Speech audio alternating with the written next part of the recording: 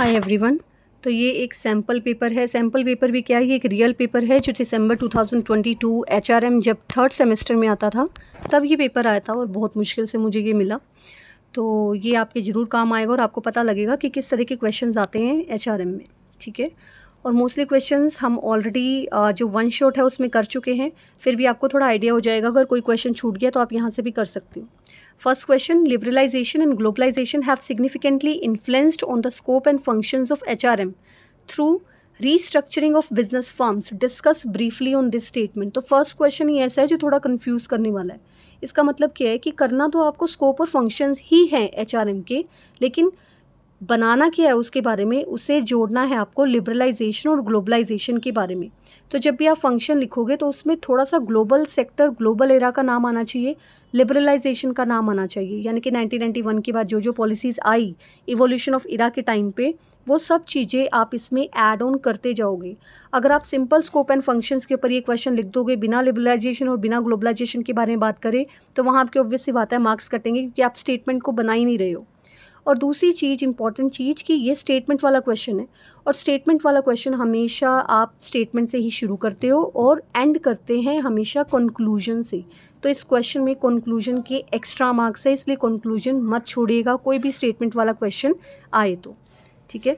तो सुन लो अच्छे से, बाकी तो आपने तैयारी जितनी की होगी उतनी हो ही गई होगी। सेकंड क्वेश्चन क्या आया था, what is human resource policy document, critically examine the current scenario of human resource policies in India. तो आज के टाइम पे एचआर पॉलिसीज़ कौन कौन सी यूज़ की जा रही है उसके बारे में आपको बताना है। पॉलिसी डॉक्यूमेंट क्या होता है, सारे रूल्स एंड रेगुलेशन लिखे होते हैं। जो कंपनी अपने एम्प्लॉयज़ के लिए पॉलिसीज़ बनाती है वो सारी इस डॉक्यूमेंट में लिखी जाती है। और करंट सिनेरियो आप आज की टाइम से इसको जोड़ सकते हो, जैसे कि हाइब्रिड वर्क हो चुका है, ठीक है। तो घर से सारे काम चल रहे हैं और जो हेल्थ के ऊपर बात की जाती है या फिर रिक्रिएशनल फैसिलिटीज़ के बारे में बात की जाती है, जो आपके दिमाग में आ रहा है ना अभी बहुत सारी चीज़ें, वो सब कुछ आप इसमें डाल सकते हो। उसके बाद forecasting the demand for talent is basically influenced by external, organisational and workforce factors. Comment on this statement. तो ये फोरकास्टिंग है कि किस तरह से आपको पता चलता है कि डिमांड कितनी होने वाली है, ठीक है, और वो एक्सटर्नल सोर्सेज से कैसे इन्फ्लुएंस होती है और वर्कफोर्स फैक्टर उसके लिए कितने जिम्मेवार है। तो एक्सटर्नल फैक्टर जैसे political factors, laws and regulations, ठीक है, जितने भी लॉज एंड रेगुलेशंस होंगे, पॉलिटिकल फैक्टर्स होंगे, डेमोग्राफिक फैक्टर्स होंगे, टेक्नोलॉजिकल फैक्टर्स होंगे, इकोनॉमिक एनवायरनमेंट है, इन्फ्लेशन है, डिफ्लेशन है, रिसेशन है, इन सारी चीज़ों को मद्देनज़र रखते हुए किसी भी एम्प्लॉयज़ की डिमांड की जाती है। फॉर एग्जांपल लेट्स से कि आजकल का क्या सिनेरियो है, आजकल क्या हो रहा है, आजकल क्या है कि डाउन साइजिंग ज़्यादा चल रही है, कंपनी ज़्यादा से ज़्यादा ले ऑफ कर रही है, लोगों को अपनी ऑर्गेनाइजेशन में से निकाल रही है, पैकेज कम कर रही है। तो वो सब चीज़ें आपको इसमें एक्सप्लेन करनी है, ठीक है। Next question, who is HR manager, state the competencies required of HR manager to perform the function successfully. Simple question है, बिल्कुल टू द पॉइंट है, ये आपको पता ही है कैसे करना है। Next question, training is an effective tool of management, discuss. इसमें क्या आएगा, इंपॉर्टेंस ऑफ ट्रेनिंग का क्वेश्चन है ये। Then what do mean by employee retention, employee retention क्या होता है और रिटेंशन कैसे किया जा सकता है एम्प्लॉयज़ का अपने ऑर्गेनाइजेशन में। तो बहुत सारी टेक्निक्स है, आप उनका ध्यान रखिए, आप उनकी सैलरी स्ट्रक्चर का ध्यान रखिए, उनकी training, career needs, development needs, इन सब चीज़ों का ध्यान रख के आप एम्प्लॉयज़ का रिटेंशन अपने ऑर्गेनाइजेशन में कर सकते हो।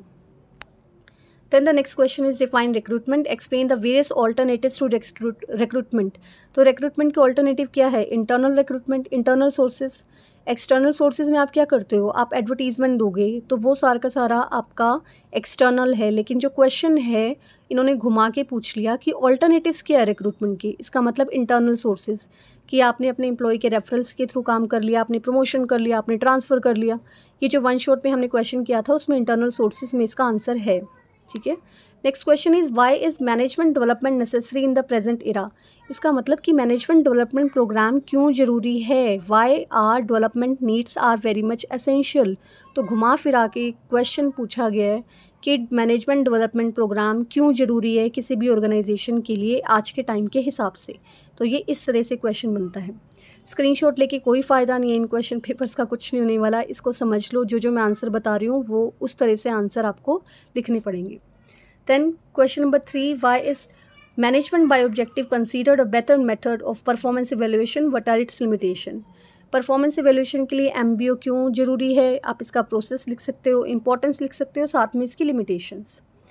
The next question, the need for employee counselling arises due to the problem of conflict, frustration and stress.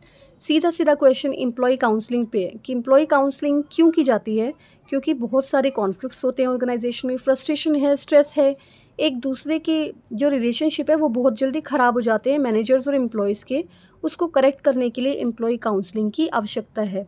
तो इसका मतलब importance of counselling for the employees as well as employers. आप इस क्वेश्चन को 2 पार्ट में एक्सप्लेन कर सकते हो ईजिली।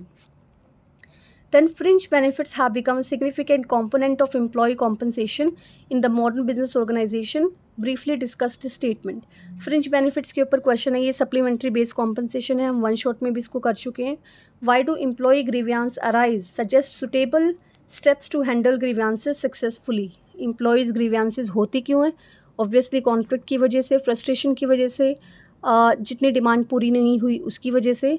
तो वन शॉट में मेरे ख्याल से पार्ट बी में ये क्वेश्चन लास्ट में दिया हुआ है, वो आप यहाँ पे मेंशन कर सकते हो कि क्या क्या तरीके हैं। फॉर एग्जांपल एडजुडिकेशन है उसका, फिर उसके बाद आप थर्ड पार्टी इंटरवेंशन कर सकते हो। Next question is what is the concept of social security, how it is essential related to the high ideals of human dignity and social justice. Comment on the statement and also discuss the scope of social security in India. सीधा सीधा सा question है social security के ऊपर। Next question is differentiate between transfer and promotion. Is it a better tool of punishment? Justify your answer.